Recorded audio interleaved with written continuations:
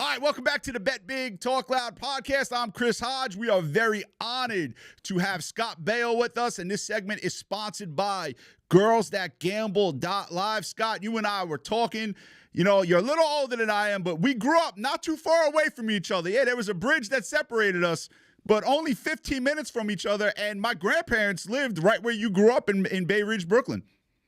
Yeah, well, that's what a coincidence. I lived my first 5 years of my life was on 72nd Street and Shore Road. And I tell you know what? I went a couple of years ago. I was in Brooklyn for something, and I went to that house when I was 3, 4, 5 years old. I went there and I knocked on the door. I didn't want to go in, but the people were so nice. They said, "Yeah, we heard that you grew up here." I said, "Yeah." And you know what's funny though? I remember growing up, there was, I don't know, 3 or 4 cars parked on that street. Now there's like 30, and the block is maybe 100 feet long. You know, it was a little cul-de-sac, and there were so many cars, but it was still, you know, still great. And I remember a couple of things from that time, but man, it was awesome. It was a great neighborhood when I grew up. The stickball, unfortunately, probably does not exist anymore in Brooklyn, where guys could just go out on the street and have some fun. There's cars everywhere. It's not even that. I remember, you know, how old are you? I'm 47. Friggin' baby. Yeah. I remember it was any time of the day. I lived on 80th Street between 10th and 11th Avenue. I lived right on the corner. I lived 6 blocks from Dyker Park. And I can remember at any time during the day, and especially in the summertime, I would go out my door and there was something going on. There was stickball, slapball, punch ball, stoop ball. At night it was, you know, buck and ring-a-levio, and it was constant. It was a constant thing. And I could not wait to get out of the house. I mean, stickball was the staple. Absolutely. Right? Everything was off stickball. And we would play in this, you know, did you do pitch in or hit out? Everything. But whatever we could do, pitch in, hit out, drop the ball yourself, hit it, pitch in. Yeah, we could do whatever. Right, so we did all that too. Yeah. And I can't tell you how many side view mirrors we must have broken. My God. And it was automatics, you know. It was the first sewer was a double, the second was a triple, whatever, on and on. And the big fun for us was at the end of every corner was a big sewer, like a big sewer grate. Sure. And all the balls would go down there that were hit home runs with us. So we would get coat hangers and bend them in a way that it made like a cup. And we, you know, it stunk. Yeah. And my friend, no, move it to the left. Get it. No, damn it. Ah, crap, get it. You know, and that was, you know, that was what we did. It was amazing. And it's so funny because no one had money at that time to go down to the store and grab another ball. You had to recycle the balls. We could buy 2 Spaldings, as we call Spaldings. I think 2 for 50 cents, and a Pensy Pinky was I think 30 cents. They were more expensive for some reason. Yeah, man. So now I have to ask, you grow up in Bay Ridge, Brooklyn, man. It's Giants town. You somehow became a Buffalo Bills fan. How did that happen? I was a Jets fan growing up. Joe Namath, Emerson Boozer. So you abandoned the Jets. You just couldn't take it anymore, like everyone else. You know, honestly, what happened was I stopped paying attention to it. I mean, as I got older, I would, you know, watch Super Bowls or whatever, and I just sort of kind of dropped off. And then later in life, I got into golf, and now I play a lot of golf with my not as much as my daughter. And then I became a fan of players, right? Okay. So I was a Patriots fan because I thought Tom Brady was great. And then he went away. And then I sort of got into Josh Allen. I thought Josh Allen was an amazing player, and I started following the Bills. And I'm in Florida now, and I find that there's something down here called the Bills Mafia. Yeah, they hate me. Yeah, you told me that earlier, and there's a lot of Bills fans down here, which is, I guess, all they must freeze their rear ends off Sure. up in Buffalo, so they're all down here, and so I became, I guess, a Bills Mafia guy. Oh man, I have a love-hate relationship with the Bills Mafia. They all do. All It's Bills fans do. It's amazing, right? So I'm on sports radio, WGR, in Buffalo every Saturday morning. So whenever I use Buffalo for my business, man, I get so many compliments. It's nice. Whenever I go against Buffalo, you would think the world ended, man. These guys are sending me death threats. We'll find you, Chris. We're going to take care of you. We'll fix your ass. And the Bills Mafia is a crazy group of people. One of my daughter's coaches here is he's a Bills Mafia guy, and I'll text him during the game, and he says they are the most frustrating team. They're so frustrated. They should be kicking the crap out of the worst team, and they always seem to lose to them. And I said, I get it. So, listen, it's on any given Sunday, right? Sure. On any given Sunday. So you mentioned your daughter, who is going to be a Division I golf. She'll be at Providence, which is phenomenal. I know you taught her growing up, and I asked you before we went on, when did she start beating you? And you said it was quite some time ago. Yeah, I was able to beat her through course management. Okay, I love it. But not anymore. Not anymore, because she just out hits me, and she's a pure hitter. You play. Yes sure. or no? Yeah, I do. I'm not very good. I'm certainly not as good as you guys, but well, I don't know about me, but it's tough.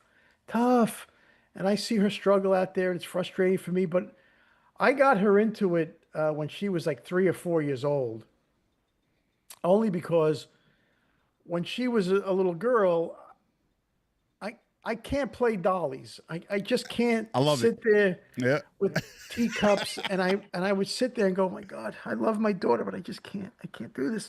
And I said, you know what, sweetheart, let's go have some fun.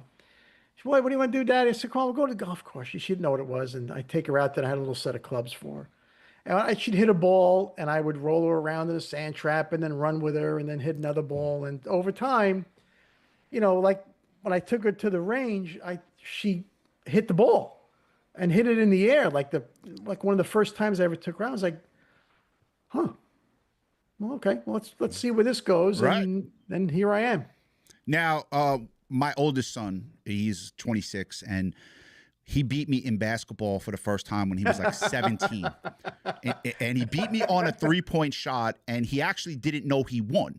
Wait, this is one-on-one with my oldest guy when he was 17. So we're going back 9 or 10 years ago. And the shot goes in, and he's like, wait a minute. Did I just beat you? Did I just win? And he does a lap. He does a lap around the gym with his arm up. Yeah, good for him. I was livid. I was so mad. So now that first time that she got, first of all, you didn't let her win, right? Like you're trying to beat her when you're playing, right? I didn't try to beat her. I just played. Right. I would just play. Now, the thing in golf that you learn is I'm not trying to beat you. I'm just trying to hit the best shot I can hit. That's it. And if I beat you in the end, that's fine. So that's the way I would play, and she would try to beat me. And I said, if you're going to try to beat me, you're not going to beat me. That's great advice. Yeah, so just play the shot. Play the shot. Now, but that first time when she has a lower score than you, was that like a special moment for her? Like, okay, now I'm going to take off? Oh, it was special for both of us. I wasn't at all hurt or insulted or felt like an old man.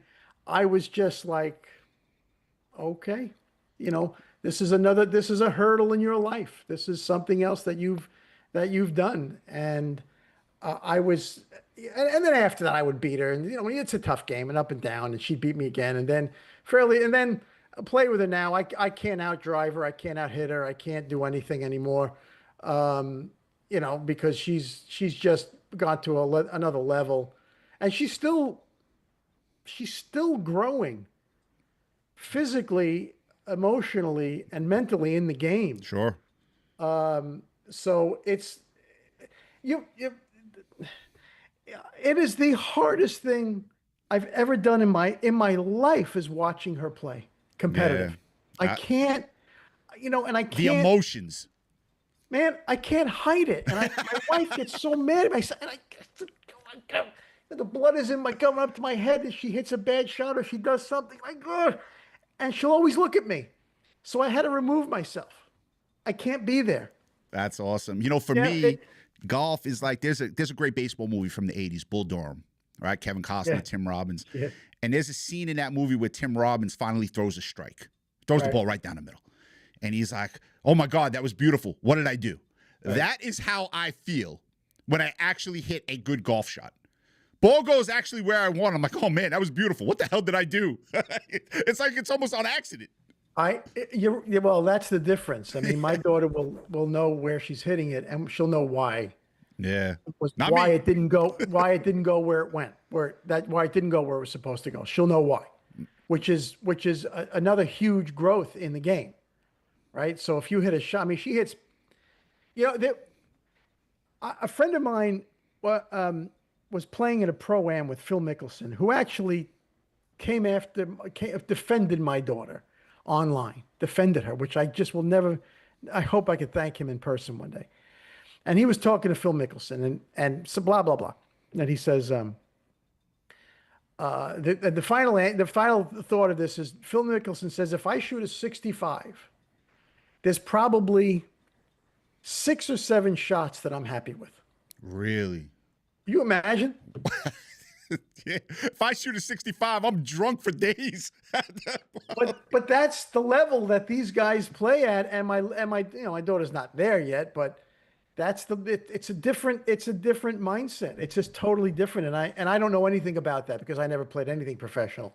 Yeah, I mean, well, we'll definitely follow her career at Providence. We wish her all the luck in the well. Thank you. We have Scott Baio with us, and again, this segment is sponsored by Girls That Gamble Live. I just got to ask you, and I don't know if this is going to annoy you or not. We didn't talk about it, but you did iconic television shows, just iconic. Happy Days was iconic. Charles in Charge was iconic. When you look back on it, is it like, I'm sure people come up to you all the time and they're like, hey, and they're talking about shows from 40 years ago. Does that make you happy that people remember that? Or is it more annoying that maybe they continue to bring it up? Oh, God. No, it's not annoying at all. It's all in presentation. right. If somebody comes up and is cool, then it's great. If somebody comes up and they're, but 99% of the people are very, very cool. No, it's, depending on how old you are will dictate what you know me from. I did a series with Dick Van Dyke, and then I did, Arrested Development, and then I did a series on Nickelodeon for like in the mid 2015s and 16s. So it's interesting. The people that will approach me, like last night, I was with a buddy of mine in Tampa, and there was a woman next to him at the bar, and she was, she was like, oh, she couldn't believe I was sitting there. She was lovely. And, oh, how are you? I said, oh, I had pictures of you on my wall. I said, oh, thank you. Excuse me. Thank you so much. And I took a picture with her. She could not have been nicer, but no, it's great. I think, I think the difference is,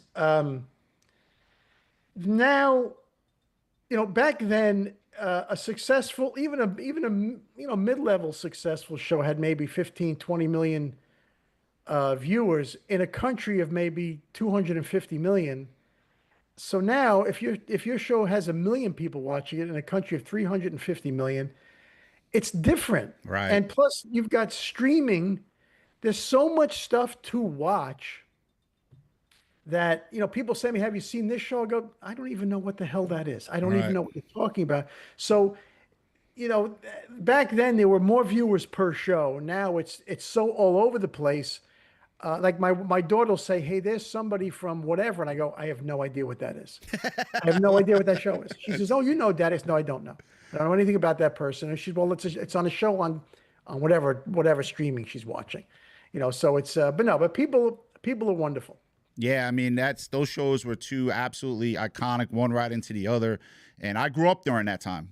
So, I mean, that's the shows I'm watching, and a couple other shows that were, obviously more ranchy, like Married with Children.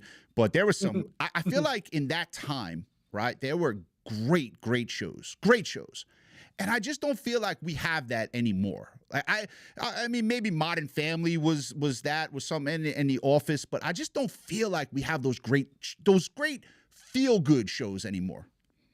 Feel good shows. Feel Okay. good shows. I mean, I can't. They're out there, but they are certainly out there.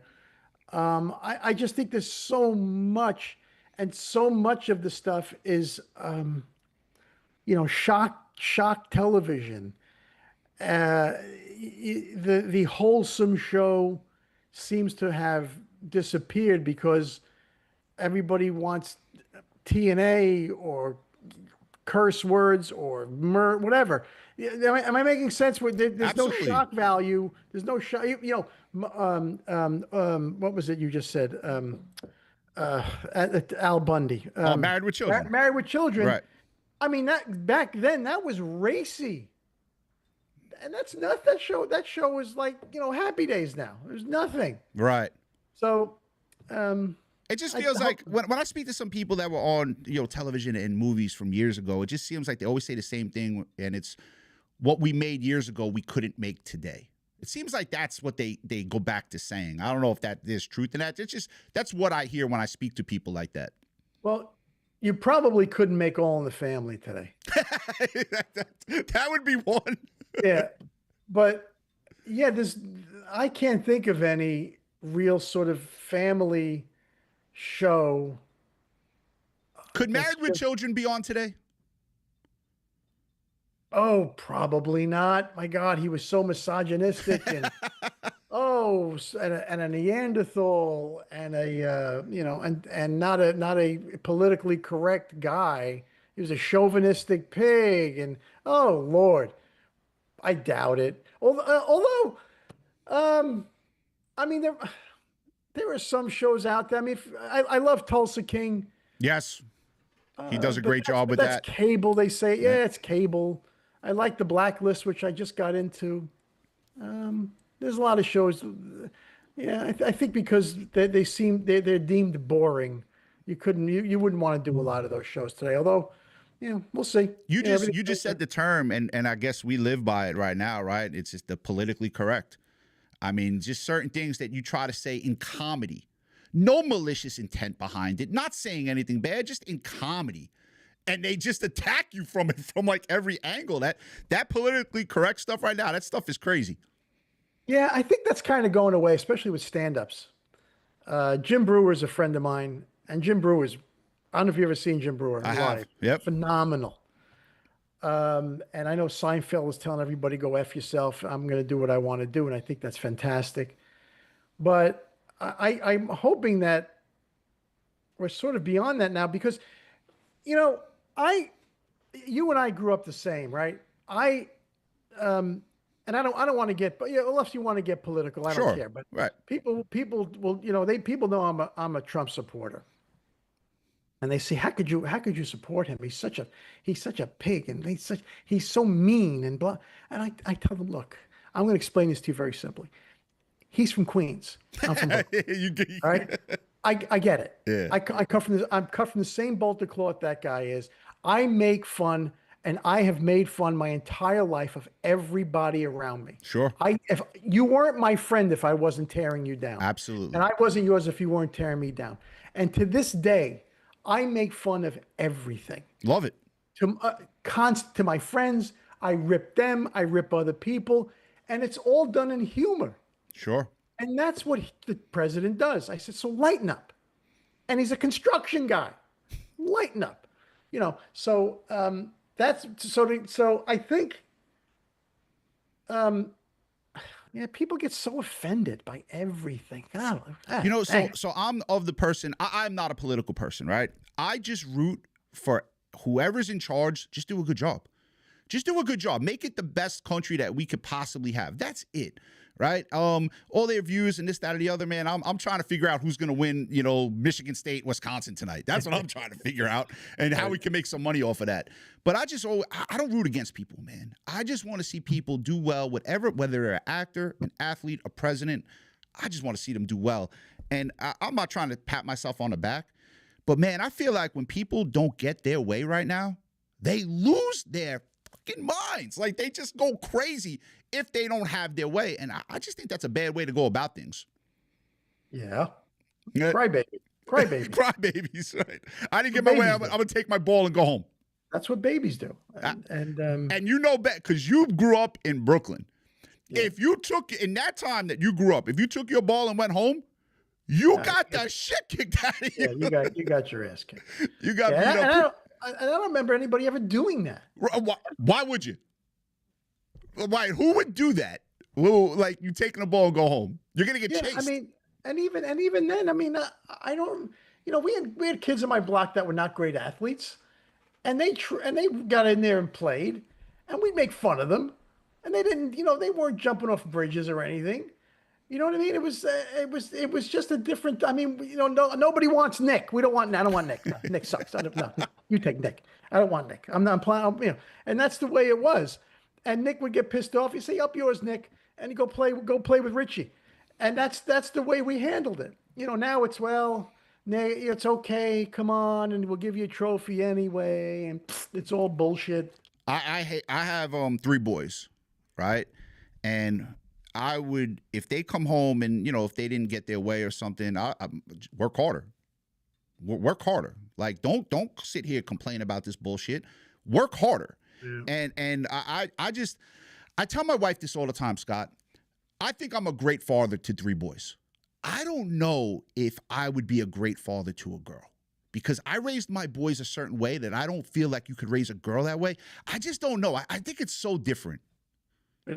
I never had a boy, and I could tell. I see the difference at school when I walk around. What if I have to be on the campus for any reason? But when you're dealing with a girl, you're dealing with emotion. Yeah. And although my daughter doesn't get goofy like that, but I if you walk around enough, you can see boys are dumb. They're dumb, and I'm a boy, and I'm pretty dumb, Sure. right? And boys walk around, I see it on the school campus where she goes here. I'll see a kid with one shoe on, and I'm going, well, how in the hell? Where's your shoe, dude? And it doesn't matter. And all the girls always look like they're planning to kill the boys. They're always plotting. So, but I tried you can be tough to a point with a girl, and I've certainly made my daughter cry in sports by getting on her, and I hate myself for it. I think you did that. And something, Scott?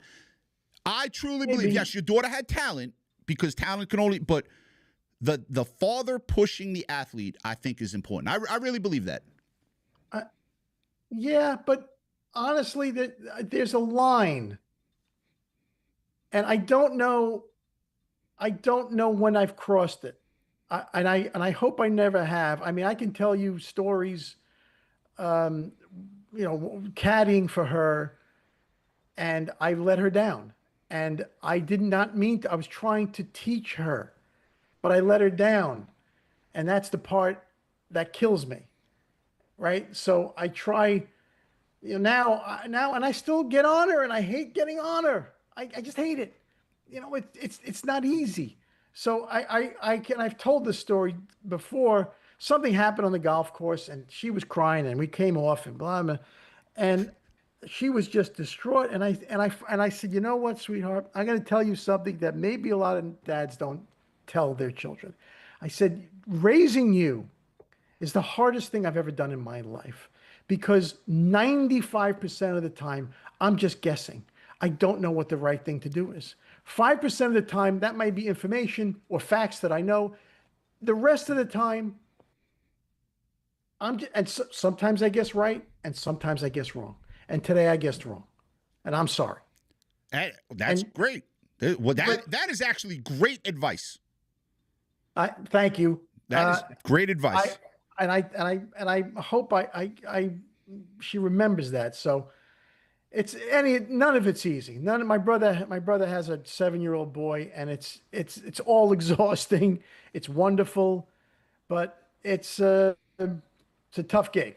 So my three boys, one of them is in the Army, and the kid that was in the Army, Wow. it was a good hockey player. Now, I wasn't proud of this moment. Hockey's expensive like golf, and I never cared about the results, win or lose. I didn't care about that. What I cared about was, were you being lazy? Did you work hard? And there was one game, man, I just felt like he was lazy. I threw him out of the car on the way home. Yeah. Okay. Maybe not the best parenting. No, I somebody at one of the head coaches here said something to me one time, and I'll never forget it. I said, why? I said, great guy. His name is Kevin. Why is it when she's out there, blah blah blah blah blah blah blah, and da da da da da, and he says to me, Scott, are you hitting the ball? I said, no. He says, she is seeing the game through her eyes, not yours. And I went, oh, he says, so all the things that you see, maybe she doesn't yet. So, your boy is being lazy, and maybe, and I get it. You're on him, but you don't see the game through his eyes. And he said that to me. He said to me, you can't do what I do on the ice, which I can't. And I said, but I pay for it. So work harder. If I don't pay for it, you can't do what you do on the ice. The almighty dollar. Scott, we thank you so much for spending some time with us. Like I said, you did iconic shows, and this was a great interview. Again, sponsored by Girls That Gamble Live. Scott Baio with us. Scott, thank you so much. This was really a pleasure. You're welcome. I'm sorry we just kept going back and forth, and thank you for being patient. And I appreciate you letting me on and tell some stories, man. Anytime you want me back, let me know. Oh, that'd be great. Thank you so much, Scott Baio. We truly appreciate it. All right, back here on the Bet Big Talk Loud podcast for Friday the 13th. I'm Chris Hodge. This is JR. We just did the interview with Scott Baio, which was great. Hope everyone out there enjoyed it. I have to say this about this particular weekend before we get into sports and you winning the Super Bowl and college basketball tomorrow. This is by far, my least favorite weekend of the year. I hate this weekend. Why? Valentine's Day. Why? It's a criminal day. Why? Oh, my God. I'll tell you, I did some research on this day, right? Because I would have sworn my life, I would have bet my life, and I'd be dead right now 100 times over, that this day, Valentine's Day, was created by a woman. No, it was created by a corporation. No, it was actually created by a pope. Pope Gelasius. You guys can look it up. This motherfucker, man, ruined the world. You can't put MFer in front of Pope. Sure I can. No. Yes. It doesn't work like that. Absolutely does. And Valentine's Day, yes, it's a corporate holiday because the first quarter of the year, there's no holidays. They had to get something in there. Easter's the second quarter. You got Christmas, Thanksgiving, all to end the year, right? But they needed something. Now, I know you just don't celebrate it because you love doing fucking nothing. Okay. No, like, I don't celebrate the day because it's a bullshit day. Really? That's the excuse you're going with? I've been with my wife for 28 years. So have I. I have never celebrated this day. Buy her flowers every year. Yeah, okay. Without fail. It works for you and me not It's not celebrating. about working. I know I don't want to be in a fucking doghouse, dude. I want to enjoy my evening. Bro, We don't go out to eat because I use the whole excuse. You're not going to get in anywhere. All the menus are bullshit. And no, I buy the flowers. I don't do the chocolate, whatever. But flowers. And then I spend time with her. I actually hang out with her. Hey, good for you. Well, yeah. I saw something on Instagram today which was hilarious, right? And it said, because you mentioned going out to eat, it said, if your man takes you out to dinner on the 13th, you're his mistress. If he takes you out to eat dinner on the 14th, you're his girlfriend. If he doesn't take you out to dinner at all, congratulations, you are his wife. Listen, this day shows the blatant disrespect for men. Blatant, and women know I have said to you guys. You just take everything like. No, it's blatantly because I have the balls to say shit like this, and you're just gonna go, no, I want to buy my wife flowers. No, it's not that I want to. It's a holiday. I didn't come up with it. When I was born, Valentine's Day was already there. Oh, listen. So I know the year kind of works in reverse. You right? also had a bad experience on Valentine's Day. I did. My wife knows about that. My ex-girlfriend's ready to kill her. Long time ago. Long time ago. I think that there's a little something there that you hate the holiday because of it. No, well, yes, but overall. Christmas just ended 7 weeks ago. Sure. Right now, this day is put on in February. Blatant disrespect for men. The friggin' credit card bill hasn't even been paid off from friggin' now I gotta go buy you teddy bears and chocolate. Get the fuck out of here. It's cheap. You get some roses. It's a cheap holiday. You're getting off easy. Easy. All you gotta do is pay attention to her and get her some flowers. My wife celebrates this day. I mean, and I have 3 boys. I cannot believe the spoiling that goes on this day. I can't believe it. It's so funny because I got to do the opposite with my wife. I'm like, are you going to get something for them? I mean, I got she's a great like, story. It's just Valentine's Day. She'll get them a box of chocolate or something. I got a great story. So last night on Thursday, I have football practice with my team, and I get home like 20 minutes prior to when I usually get home. Sure. And I walk in the house, and it was like my wife looked at me like she had another man in the house. That's how guilty she And you're looked. like, what's going on? No, because when I walk in, right, there's bags everywhere. And I'm just like, what the fuck is this? What are you, like, and I'm So that was all going in the closet. If 20 minutes later, I would have never known this Never shit until seen I it. see the credit card bill in March, and I'm like, what did you do? I think it was Valentine's Day. Right. So now she just looks at me like I'm caught. Right. And this is my wife will be watching this podcast and listening to it, and she knows. And any married man, you know this happens. Right. My wife looked at me. She goes and puts her hair in a ponytail, and she goes, go upstairs. Now I'm confused. That's her way of telling you, shut up. Well, I'm confused, right? Because I want the ensuing action that's about to happen, but the part of me needs to know how much it's going to cost me. It's Valentine's. How much could it cost? I want to know how much it was going to. Well, this girl, Probably she's 100 or such a 2. good It's mom, like man. nothing. So anyway, I'm like, all right, I'm not going to say nothing. So I take what Probably still haven't said nothing. I haven't said a word, man. I haven't said a word. She got me. It is a brilliant move by women. You guys can get anything you want when the hair goes in the ponytail and the action after that happens. Anything. You notice I'm saying nothing. Next segment, please. Next second. No, but thank you for that last night, babe. I appreciate that. My wife is great with this. I should thank her, too, because you're in a great mood today. Yeah, there you go. Yo, great job with the Super Bowl. Thank you. Thank you. Yeah, you hit the under 16 You to too. 5. You loved the game side. I liked it. I mean, you know, I said Seattle. I mean, how are you going to go against them? But I mean, the 4.5 was a little bit scary. So I did have as a prop bet, we brought it down to 2.5. I gave out like 8 different props. We hit 6 of them. One of them that was disappointing was I gave right here on the podcast one week was the 4+ receptions for Kenneth Walker. Yeah, and he had 2 drops. drops. Yeah, he had multiple drops. We knew that Zach Charbonnet was going to have a huge impact on Kenneth Walker getting the ball a lot. And luckily it did stay under with the touchdown being called back at the end, the Kenneth Walker 70-yarder. So there was a little bit of a conspiracy there because he was a very highly bet anytime touchdown scorer. He was. All right, but this is the shit that drives me crazy, There's right? no fix on that. Well, let's be fair. It was holding. The guy held him right in the hole, holding, like right in the middle of it. It was holding. So there was no problem with me with that. Like if he Me neither. if he holds, None. he holds. It had nothing to do with me being on the under either. It was a hold. It was a hold. Clear hold. I thought, I've killed the referees all year long, college and pro. I've killed them. I don't think we've ever talked about fixed games so much in our life. No, I thought the referees did a good job in that game. I thought they did a great job. Yeah. I really do. They I think stayed they out let of him it. play. They Yeah. stayed out of it. They stayed out of it. And you usually get that with better games, right? Because they're better teams and they don't tend to do stupid like Jets, Giants, like bullshit. But also it was a blowout of a game. So, I mean, was there really much to even argue about? What did you think about the game overall? I liked it because I was on the under. So, I take liked your the betting out of defense.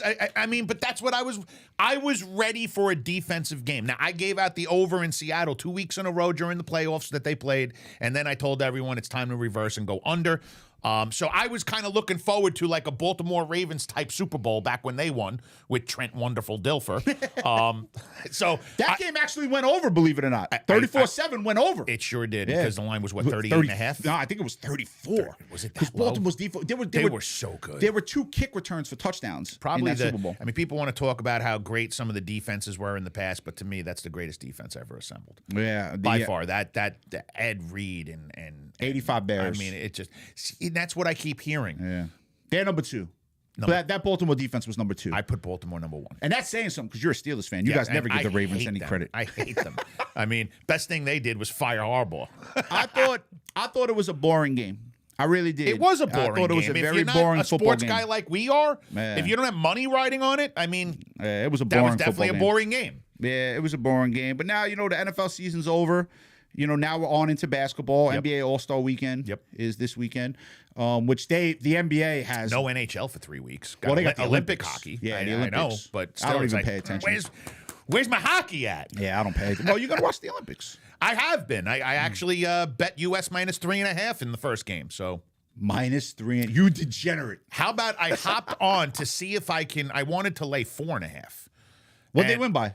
They won by 4. It was 5 5 to to 1. 1. So I would have lost the 4.5. But I wanted an alternate puck line because at minus 3.5, I still laid 155. Yeah.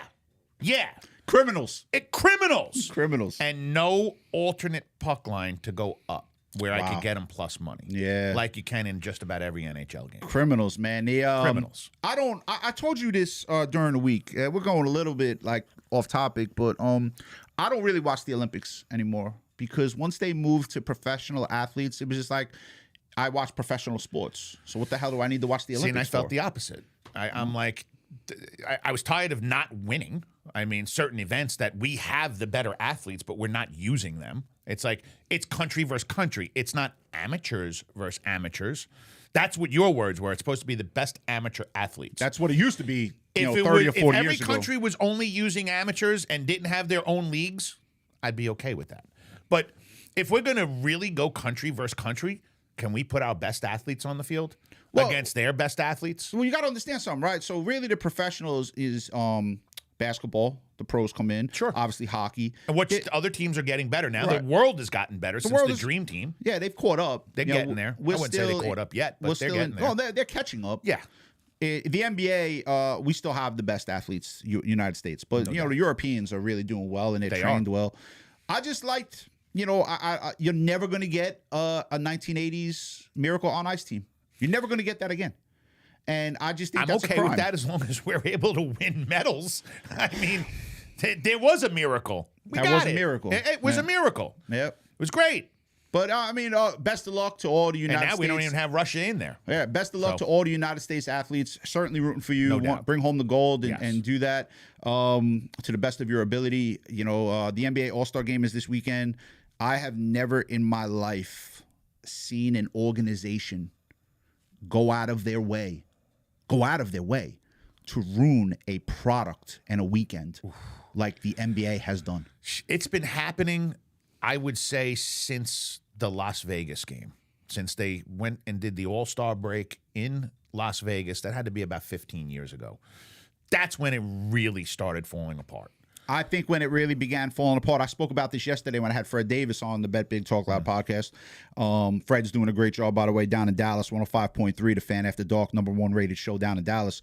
I believe Kevin Garnett was right. He went on a podcast and he said when it really turned was when Kobe slapped the floor against LeBron James in that one-on-one matchup with the game on the line, and LeBron James passed the ball. He didn't go at Kobe. And that's when the competition died. Now, Kevin Garnett knows way more about the NBA and All-Star games than I will ever know. So his opinion to me means a lot, and I never thought of it like that. That is really, you can go back to it, that is really when the competition began to So what year drop. was that? I don't remember. I mean, listen, It's about Kobe. the time It had that to be I'm 15 saying. years ago. Yeah, it's about the same time. Yeah, it was. I don't think a certain location had anything to do with it. I just think that moment. No, I Kobe wasn't saying the slapping floor. location had anything to do with it. I just remember about that I wonder time. if that game was in Vegas. I wonder if we're actually talking about the same game. The same game, right? Yeah, I wonder. I mean, got to go look at that. Yeah. But I know Kobe slapped the floor, and it was a NBA All-Star tradition, like the best goes against the best if the game goes on the line, right? Jordan made an iconic fadeaway when he was old. I think it was his last All-Star game, and it just, Magic Johnson making the three, when he came back from AIDS. Sure. And I mean, there's just certain iconic moments with the NBA All-Star game that have been destroyed. And the dunk contest, forget it. That used to be so exciting. Oh my God, used to be great. Loved it. Done. The three-point contest, I mean, you still get your great three-point shooters out there, and that's still something to watch. But it's just, man, they destroyed the product. I miss watching Larry Bird in the three-point contest. Yeah. He was great. Unstoppable. He was great. He would do the whole rack. Oh yeah, The whole rack. They're great And you know how three-point shooter. good that is? I mean, I got to throw a shout out to a certain individual. So I have to set this story up. So last Thursday night, not yesterday, last Thursday, my football team practices at this gym, and there's this lady in there doing a boot camp, okay? And I'm looking in at the boot camp, and I'm like, wow, she's doing a really good job. So I thought it'd be great to get my team in there, right? An hour before we practice to do this boot camp, right? So I go in, I told her, I got this big smile on my face. I introduce myself to her, and I say I'm the head coach. And she's like, no problem, nicest lady. She's like, bring them by next week, right? So now we get to last night. So I show up to do this boot camp. A few members of my team show up to do it because they have jobs and everything, so they show up to do it. Dude, when I tell you, this girl kicked the hell out of me. And I felt like I was about to die, right? So, and she was motivational, really good. She goes, yeah, you came in smiling last week. You're not smiling no more. Just announced it to the whole crowd. when was the last time you had a workout Like that? Yeah. Oh my goodness, God! Like years ago. college. But her Instagram handle, her name is Tanisha. She goes by Stan, and her Instagram handle is stand_by_me_fitness. So Stan, No D. no D. Stan, STAN. And let me tell you, very talented girl, great motivation, and boy, did she put me through it. So stand by me _fitness at Instagram. Make sure you go check them out. I'm gonna go back begrudgingly.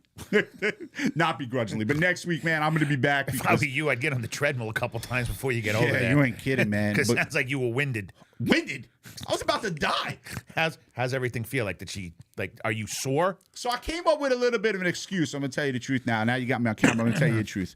I got out of there at 7:45 because I told her I have to go meet my team coming in for practice, right? You Like the lied. people. I didn't lie. It was a little bit of a stretch of the truth. You made me snort. I didn't lie. Is that why you got home early too?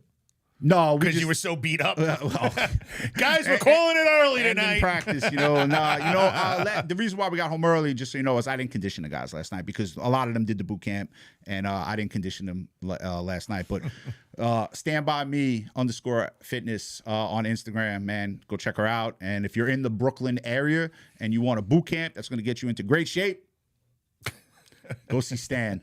College basketball now, front and center. Yeah. College Excited, basketball man. front and center. Been talking to some clients about the tournament, and we go out there every year. I'm out there for the first and second round. Biggest score of the year by far. Last year we made a killing. That first 4 days of the tournament. Yep. Kind of maintained the rest of the way. I know we won the national championship game with Florida. Every year we kill it. That Yeah. first and second round. Every year without fail. We're getting into my favorite month of the year. March is my favorite month of the year. I know it's the middle of February, but I think March is the most exciting sport month of the year. You can debate that. A lot of people like the opening of football season. Nah. Because the opening of football, it's like you don't even realize you're in football until like 4 weeks into the season. Like it starts and it's almost like a slap, right? By the time you get, because we hit week 5, week 6, we're like, oh my God, we're almost at the halfway point. I feel like we just started. Yeah. And I do. Every year I talk about that I feel like the walls are closing in. Every week as football season goes, it's just smaller and smaller and smaller. And here we are, middle of February. It feels like we're still in football because the Super Bowl was last week, right? Yeah. And we're literally looking around the corner and we got the tournament. Yep. So, and we've been in conference play in college basketball for some time now. And this is just the best time of year to make money, make a lot of money for clients. In terms of our business and Yeah. what we do for gambling, we've set it on Sports Investors Daily, which is on every Saturday and Sunday. Not tomorrow though. We take off. That's right. The week after the Super Bowl. But we've been very open and honest. January through March, we always make our clients the most amount of money. It's the best time in terms of games every single day and multiple games to choose from. But I have clients I'm going to make $2 million in that 4 days. Absolutely. That's so when I talk to guys about it, they're like, wow, that's a lot of money, Jay. Now let's make sure we preface that correctly, right? They have to have the money. Oh, of course. They're not starting with $1,000. They don't have $500 in their account and they're going to make 2.1 Yeah, that's not gonna happen. No. We've got to make money between now and then, which we're doing a great job. And by the time we get there, with a portion of that profit, or some guys that are new are going to be bringing in their own money to play with. But I lay out the game plan. I tell them what we're going to do. I tell them which games. I tell them the amount of games, the amount we're going to bet. If everything goes perfect, we're going to make over $2 million. If things don't go perfect, I'm still making you over $1 million. Yeah. That's starting with a fair amount, though, and making sure. That's starting with, yes. I always want to be, I know you're like this too. I always want to make people understand it's not a get rich quick scheme what we do. No, never, ever. If you have $1,000 in your account, you ain't turning it into $1 million, right? You could stay there for the rest of your life. It ain't happening. But if you start with 100,000, Yes. we always say, and this is, people don't understand this math, right? Because we say this all the time. If you started with 1,000 and you got to 100,000, right? That's pretty good. That's insane. Right. That's pretty good. And we've done that. Right?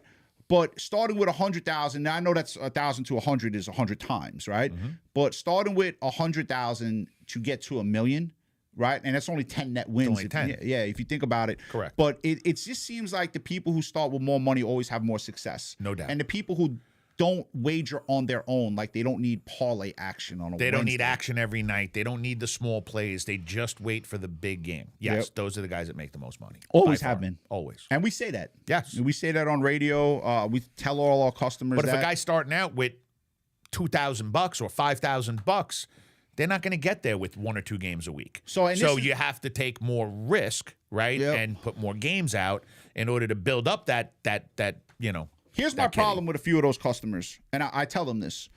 In any other walk of life, if you started with 10 grand and you turned it into 20, you'd be happy. Oh, you'd be You a genius. doubled your fucking money. Genius. You doubled your money. Yes.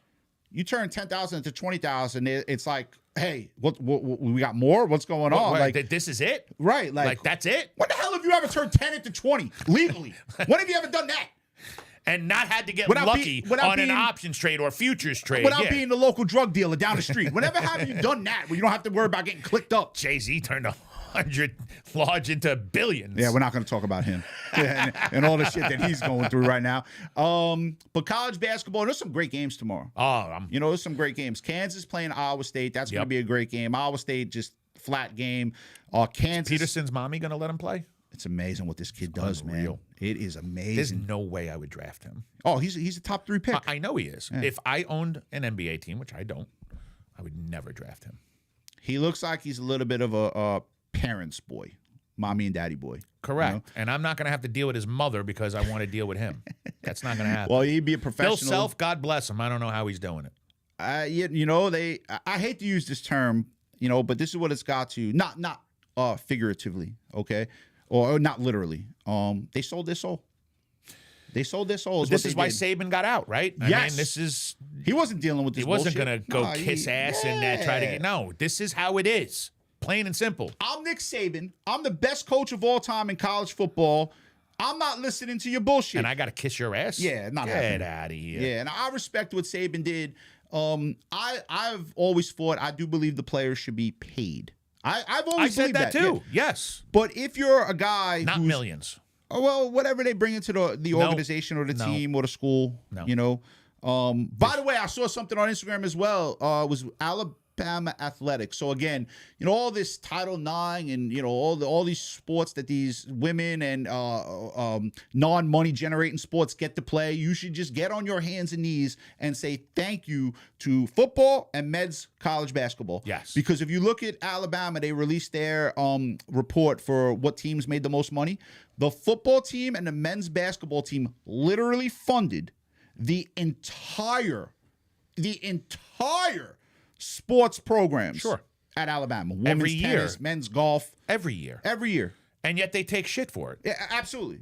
And everyone wants to be paid. I mean, we're not going to get into all Like that. ESPN, no one is watching women's basketball. No one cares. No one cares about the WNBA. No one cares about women's But yet basketball. they talk about it. Yeah, listen, no one cares. No matter how much you talk about it, I ain't going to give You a guys shit. can put it on TV all you want. Listen, as soon as they start talking about it, I got to go use the bathroom. Oh man, I want to watch the best of the best compete at the highest level. Listen, and if it was a great product, I'd watch it. Correct. It's too much political correctness and nonsense. And it's not even about the basketball anymore. It's like, really? it's I nonsense. can't even watch the NBA as much anymore. Yes, we've been on that. We've talked So about the it. WNBA. I used to love the NBA. Yeah, they fucked their product up. They screwed it over. But and this is again, if the WNBA strikes or locks out or whatever, literally no one is going to care. I don't think anyone's going to even know. No one is going to. Let's just call it like it is. No one is going to give a flying fuck if the WNBA does not exist anymore. Some people might say, "Oh, there's a women's league." No one's gonna. Why? No one cares. And listen, fans turn on things a lot, like because you're gonna deal with this with baseball next year. Yeah. If baseball locks out versus strike, it's gonna be a little different. But I can't even believe we're talking about more lockouts in sports. It's insane. The amount of money these athletes make. I'm not saying that, but come on, man. We're going to continuously have this conversation every 10 years. Every time there's a negotiation with the... Where are you on a salary cap? I think it's necessary in order to keep the low market teams in contention with the higher generating market teams. Yes. All right. I hate the salary cap. I understand why you hate it. Okay, and I do. It's for fairness. That's why I believe you got such parity in the NFL, and that these smaller market teams like Seattle, okay, can get to a Super Bowl, and why there's contention and anyone. It's why the Giants and the Jets don't win every year. That's why the Dallas Cowboys don't win every year, because there's a salary cap. In baseball, there's a cap, but there's no cap in baseball. But you could pay a luxury tax on top of everything over the cap. Right, but I'm saying teams that spend above X number, they're going to pay all that extra money. So it's unfair. Here's what I would do. I don't know if this idea is popular or they're just going to call me an asshole, whatever it is, it is. I don't like the fact that the non-tax income states, right? Like in Florida or Vegas, whatever, because you can go down and you can make $10 million in Florida. Tyreek Hill actually said this when the Jets offered him a contract, and they actually offered him more than the Dolphins offered him. But when you go into the tax bracket of New York versus the tax bracket of Florida, he was going to make more in Florida. And I think that's kind of unfair for other teams, because if you live in New York, your tax bracket is much higher than obviously if you live in Florida. So I would look at it in terms of what state. I would limit the teams in the tax-free state as much as they could pay players, and that might seem like a very stupid idea to a lot of people, but I never want to be in a business, nor do you, where we are capped at what we can make. I'm one of the best athletes in the world. I've made it to the top of my profession, and you motherfuckers who are billionaires are going to tell me I can only make X amount of money? Oh, only $50 million a year? I don't give a shit if they can make, if they're making $50 million and they can make $150 million, they should be allowed to make $150 million. Okay. I'm very pro-player in that regard. All right, now you do that, and the owners are left with nothing. They're billionaires. Okay. They got money. They're supposed to be making... There are certain teams that actually rely, like the Bengals, the family, relies on the Cincinnati Bengals to generate money. Hold on. You are bringing up the Cincinnati Bengals.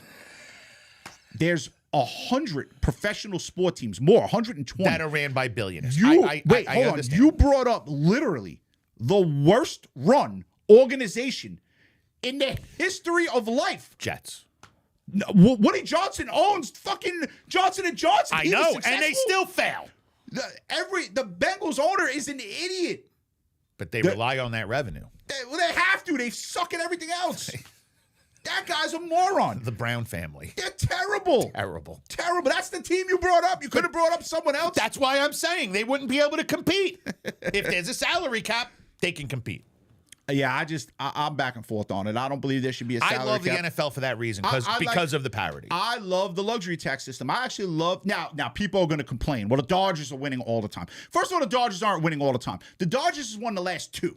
Okay. Before the Dodgers, it was the Rangers or someone. Right, and how about in the 2000s, late 90s, 2000, nothing but Yankee. Okay. But dynasties are good. Like Arizona beat the Yankees in a World Series. I watched it. Then Boston, won. They end the curse and they win 3. And then you had a bunch of other teams that played well. The Cardinals were there winning a bunch. The Royals won a fucking World Series and went to it twice. So I just think I like the luxury tax system where if you're going to spend exponentially, now you have to kick money back to the other teams. Now, here's the problem. The cheap fucks that they are. They take the money. They take the money. They don't put it. And then what do? We can't win. Because they're losing money as an organization. Listen, I've said this 1,000 times, and I'm going to say it 1,000 more, and these fucking owners are stupid, okay? If you put a winning product on the field, You make it sound like people you're will gonna snap your show finger. up. People will show up. Jerry Jones, perfect example. Guy goes and just wants to buy every great player that he can. He wants to build a team that can win Super Bowls. He just can't just snap your fingers and do it, man. Okay, but again, now you got to do it through the draft. Now you brought up how many teams have tried to do it through free agency and failed? A lot. But now you lot. brought up the Cincinnati Bengals, and now you brought up an iconic, maybe the most iconic NFL team. They're always going to sell out, whether they suck or not. I'm talking about the Pittsburgh Pirates, right? That 4,000 people will go see, right? But if you put a winning product on the field, you got this guy Skeens who basically gives up 2 hits every fucking game he pitches and still loses games. Yes. Okay? If you surrounded this dude, people would show up. And what happens when people show up? They buy tickets, concessions, parking, the $18 beers you criminals charge. Like, everyone would show up. It is too. Right. So but they don't. criminal. They take the money, they put it in their pocket, and then they complain. I don't like it. Again, the teams you're talking about, in my opinion, they're not making enough money to go take that money and reinvest it in. Now, I agree. You should have to be a billionaire to own a team at this point. Well, you'd have to be. Well, they're all billion-dollar franchises for the most part. But they're not liquid and don't have the kind of money that other owners have, right? I mean, call a spade a spade. Some of these teams have been in families for generations, and they don't have the kind of money that these billionaires that step in, these real estate developers who are like, oh, I want a new toy. I'm going to go buy a team. Yep. So, you know, that's why I do like the salary cap, and I think that the NFL has proven that it makes it more competitive. All right, good. I'm going to put a cap on you. I'm going to tell you can only make X amount of dollars, and then watch You all the already crying did that that. goes on. We're going to wrap this up. Hope you guys enjoyed. I'm going to get to a free play in just a moment. Again, we started the podcast with the Scott Baio interview, and that was a fantastic interview, and we sure hope you guys enjoyed that. He did a great job with his free picks during the football season, 16-5. I'll do my best with college basketball here. Now, understand, we are doing this podcast on a Friday. I'm giving you a free pick for a Saturday, so lines may move. It's a little tougher to call. I'm not making an excuse. We do a lot of research. I don't want to give out a free pick on a Friday because by the time some people listen, the game might be gone and you can't take advantage of it. Kentucky's playing Florida tomorrow. Both teams are red hot. They are. Kentucky is won, I believe, 8 out of 9. I think Florida is won 9 out of 10. Yeah, Florida's been hot as They're both red hot, but, and I know the teams are different, right? The players switch every year, especially Kentucky. Right? especially now. But Kentucky, I believe they won 11 of the last 13 versus Florida, and the 2 that Florida won was a 3-point game, and I believe a 4-point game in overtime. Florida's the better basketball team right now. Florida, like I said, is red hot. Florida's laying 11.5, and Kentucky's playing really good basketball right now. Away is playing great. Aberdeen's playing great. Florida's obviously got some great players, but I just think 11.5 is too much. I really do. So I'm going to go with Kentucky plus 11.5. And again, this podcast we're doing the podcast at around 2 o'clock Eastern time. It gets published around 6 o'clock on Friday night. The line may move. It may come down. It may go up. I'm just going based off what we have. I just think it's going to be a close basketball game. These two organizations, no matter who's on the team, they usually play close games. Not calling an outright win, just keep 11.5? Keep it within the 11.5. When I went for when I was giving out 3-point underdogs and giving out you were saying things. Now you want me to give out a money line on an 11.5? That's the second time I made you do that today. Plus 11.5. Go Kentucky for the free pick. reaction I was going to get. My God. And I'm going to start giving out some NBA totals. There was nothing tonight that I was going to be ready to put on the podcast. So Well, do you know why there was nothing tonight? Fucko. Yeah, I know. All right. There was no games. There's no games. Just, oh my God. But what did I just say? I'm going to start doing NBA totals on the podcast. Have fun with that. Obviously, I can't do it now. Have fun with that. Hope you enjoy listening. JR, go close it out. Go out there and make some goddamn money. I like it. Happy Valentine's Day, everyone. Not. And buy flowers for your wife. Have a great day, everyone. Enjoy the weekend.